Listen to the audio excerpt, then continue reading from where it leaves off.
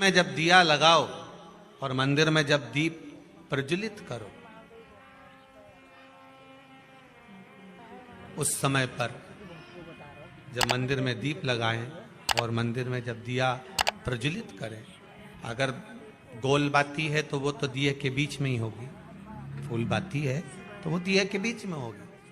और मान लो अगर लंबी बाती लेकर गए हो, लंबी बाती को लेकर पहुंचे हो, तो अगर दीप लगा रहे हो, कामना रखकर लगा रहे हो कि मेरी ये कामना है, तो वो दीप का, बाती का मुख अपनी ओर रखना, पर कोई कामना नहीं। हम भगवान को केवल इसलिए रिझा रहे हैं कि मेरा भोलेनाथ मेरा भंडार भरे और मेरे घर में सुख समृद्धि दे। तो दीप की बाती का मुख भगवान की ओर होना चाहिए कि हमने तेरे भरोसे पर छोड़ दिया।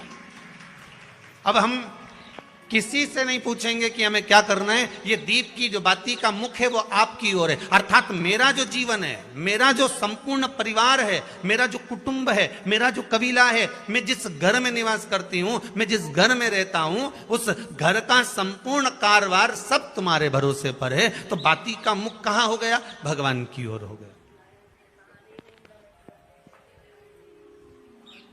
बाती का मुख फिर भगवान की ओर। पर ज्यादातर लोग दिया जो लगाते हैं ना, वो अपनी ओर बाती करके ही लगाते हैं। मतलब इनकी कामना चलती ही रहती है 24 घंटे। कुछ कुछ कामनाएं इनकी जागरूक रहती है, इनकी कामनाएं निरंतर रहती है। पर उस बाती में जब आप अपना संपूर्ण परिवार, संपूर्ण अपने परिवार का, दुकान हो, धंधा हो, व्यापार हो, व्यवसाय हो, चाहे आप जितना भी कार्य कर रहे हो, फैक्ट्रियां चला रहे हो, वो सब अपने भगवान के भरोसे पर दे दिया, भगवान की ओर दे दिया। तो इसका मतलब ये नहीं है कि बाती का मुख भगवान की ओर हो तो तुम भगवान के बिल्कुल करीब में ही बाती का मुख कर लगा दो और भगवान को मालूम पड़े चोट लग जाए, ऐसा भी नहीं। जब भी दिया लगता है, आप बहुत ध्यान देना महाराज, अगर भगवान जिस स्थान पर बैठे हुए हैं, अगर दिया हमको रखना है, भगवान जहां विराजमान है, दीप जब भी रखा जाता है भगवान के सामने, तो अपन जहां विराजमान है उससे भगवान और अपने बीच में कम से कम 2 बीता की दूरी तो होना ही चाहिए, जिससे भगवान को भी चोट ना लगे, भगवान को भी घात ना लगे। तुलसी महारानी को जो दिया लगाया जाता है वो तुलसा महारानी से दूर लगाना चाहिए। तुलसी के क्यारे में दीप लगाने का प्रमाण नहीं है कि तुम तुलसी के क्यारे के अंदर दिया लगाओ। पहले तो ऐसा नियम था कि तुलसी का जो क्यारा बनता था उसमें एक नीचे अलग से दिया रखने की जगह बनती थी, तो उसमें दिया रख दिया जाता था। आज के जमाने में इतनी जगह ही नहीं कि वह में रखो, तो लोग वो कुंडा में धर के आ जाए।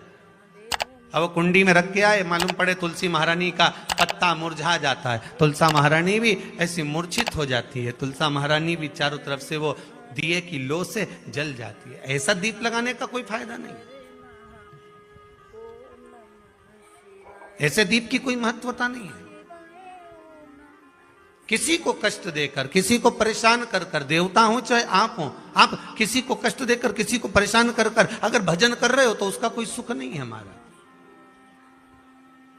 उसका कोई आनंद नहीं है।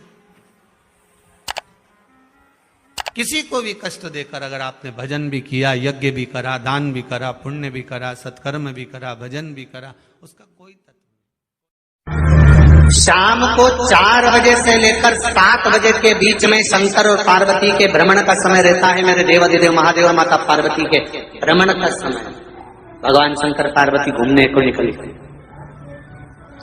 इसलिए हमारा सनातन धर्म कहता है शाम के समय पर माताओं को झाड़ू नहीं लगाना चाहिए, शाम के समय पर माताओं को चूड़ी बिछिया नहीं बदलना चाहिए, शाम के समय पर माताओं को मांग में सिंदूरा नहीं भरना चाहिए, शाम के समय पर माताओं को बाल नहीं बांधना चाहिए, शाम के समय पर माताओं को चौखट पर नहीं बैठना चाहिए। उसका कारण क्या है? क्योंकि पार्वती जी ने भगवान भोलेनाथ जी से कहा था कि तुम मुझे रोज शाम के समय प्रदोष काल में भ्रमण के लिए लेकर जाते हो, मेरे लिए आज्ञा क्या है? शंकर भगवान ने कहा सुनो पार्वती, मंदिर के अंदर नंदी रहता है, जाने वाला यात्री जब मंदिर में मेरा दर्शन करने आता है तो नंदी के कानों में कहकर जाता है कि शिव जी को मेरे यहाँ लेकर आना।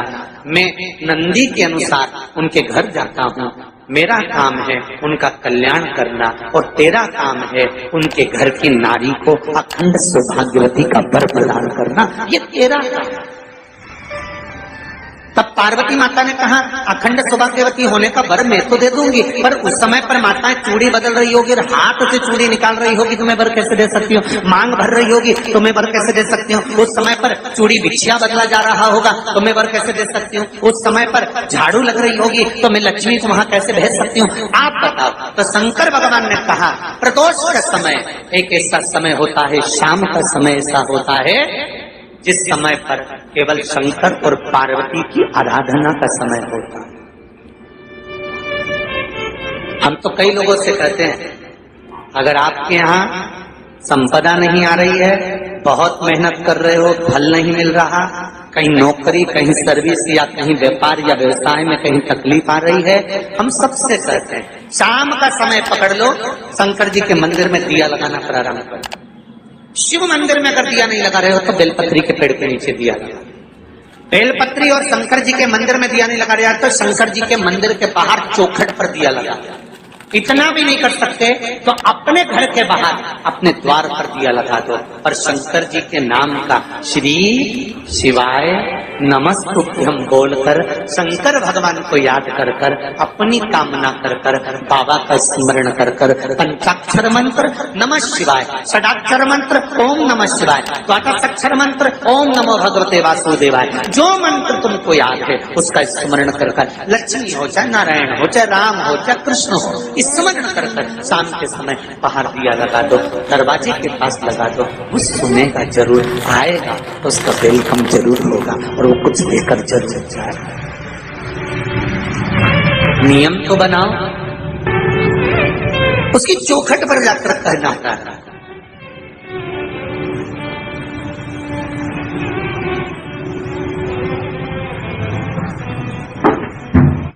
बृहस्पति महाराज ने कहा कि शाम का समय जो प्रदोष का समय होता है उस समय पर इंद्रदेव तुम शंकर जी की आराधना करो। शिव आराधना से शंकर जी जो मार्ग प्रशस्त करेंगे, शिव आराधना से जो शंकर जी कहेंगे वो तुम करना, ठीक है? आराधना करी बाबा भोलेनाथ जी।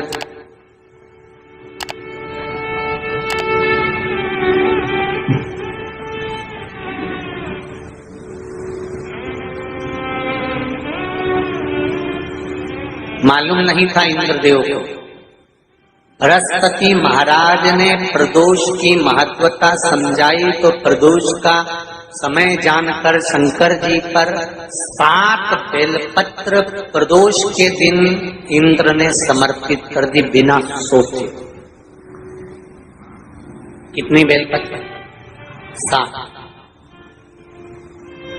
प्रदोष का व्रत करो चाहे ना करो, मंदिर में चढ़ी हुई बेलपत्र को उठा लो,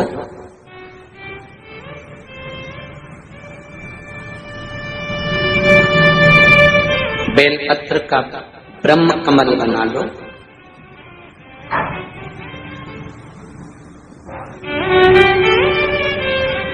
ब्रह्म कमल का मतलब होता है डंडी बीच में रहे, आसपास पत्तियां रहे।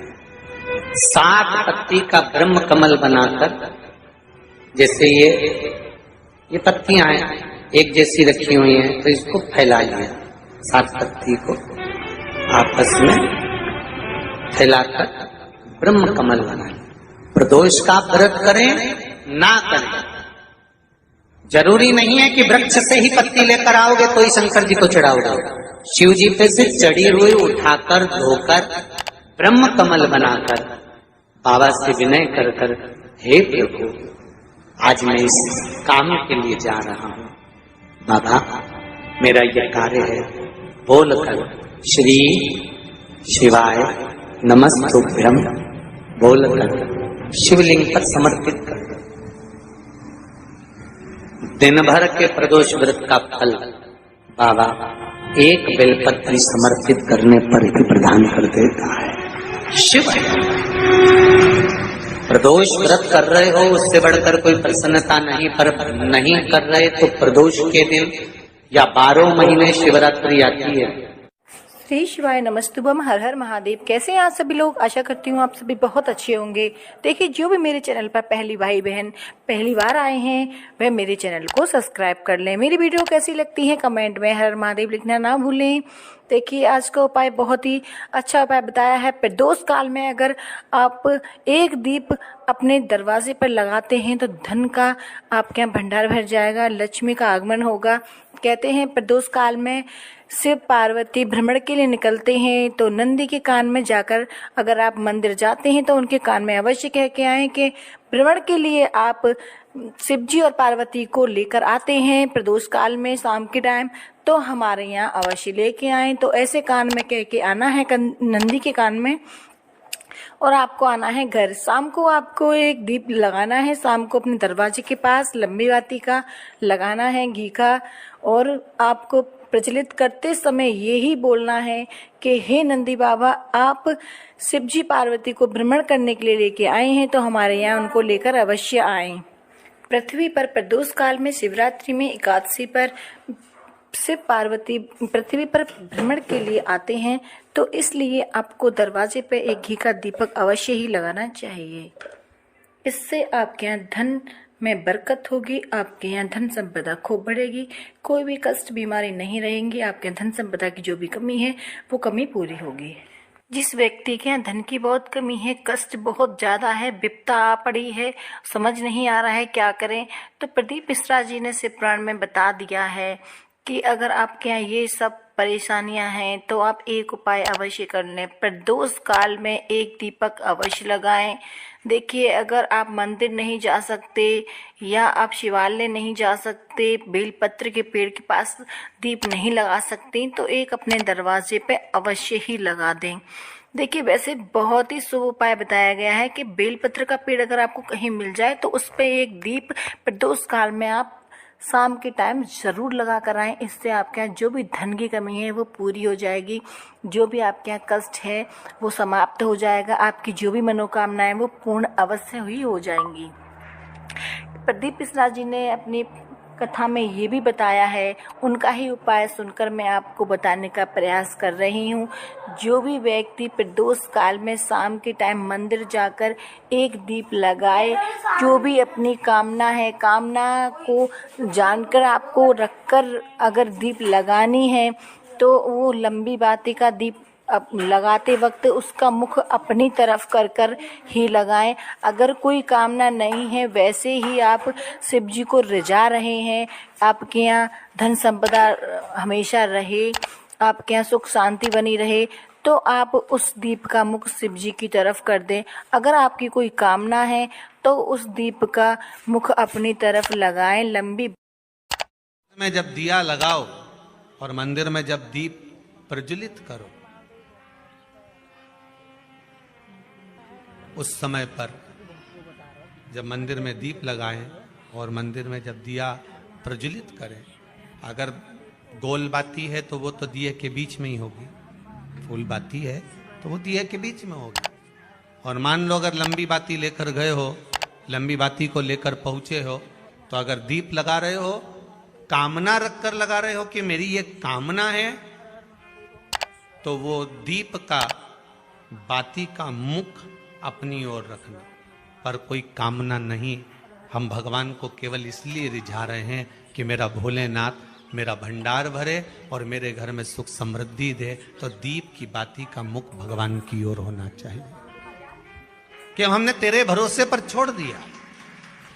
अब हम किसी से नहीं पूछेंगे कि हमें क्या करना है, ये दीप की जो बाती का मुख है वो आपकी ओर है। अर्थात मेरा जो जीवन है, मेरा जो संपूर्ण परिवार है, मेरा जो कुटुंब है, मेरा जो कबीला है, मैं जिस घर में निवास करती हूं, मैं जिस घर में रहता हूं, उस घर का संपूर्ण कारभार सब तुम्हारे भरोसे पर है। तो बाती का मुख कहां हो गया? भगवान की ओर हो गया। बाती का मुख फिर भगवान की ओर। पर ज्यादातर लोग दिया जो लगाते हैं ना, वो अपनी ओर बाती करके ही लगाते हैं। मतलब इनकी कामना चलती ही रहती है 24 घंटे, कुछ कुछ कामनाएं इनकी जागरूक रहती है। इनकी कामनाएं निरंतर रहती है। पर उस बाती में जब आप अपना संपूर्ण अपने परिवार का दुकान हो, धंधा हो, व्यापार हो, व्यवसाय हो, चाहे आप जितना भी कार्य कर रहे हो, फैक्ट्रियां चला रहे हो, वो सब अपने भगवान के भरोसे पर दे दिया, भगवान की ओर दे दिया। तो इसका मतलब ये नहीं है कि बाती का मुख भगवान की ओर हो तो तुम भगवान के बिल्कुल करीब में ही बाती का मुख कर लगा दो और भगवान को मालूम पड़े चोट लग जाए, ऐसा भी नहीं। जब भी दिया लगता है, आप बहुत ध्यान देना महाराज, अगर भगवान जिस स्थान पर बैठे हुए हैं, अगर दिया हमको रखना है, भगवान जहां विराजमान है, दीप जब भी रखा जाता है भगवान के सामने, तो अपन जहां विराजमान है उससे भगवान और अपने बीच में कम से कम 2 बीता की दूरी तो होना ही चाहिए, जिससे भगवान को भी चोट ना लगे, भगवान को भी घात ना लगे। तुलसी महारानी को जो दिया लगाया जाता है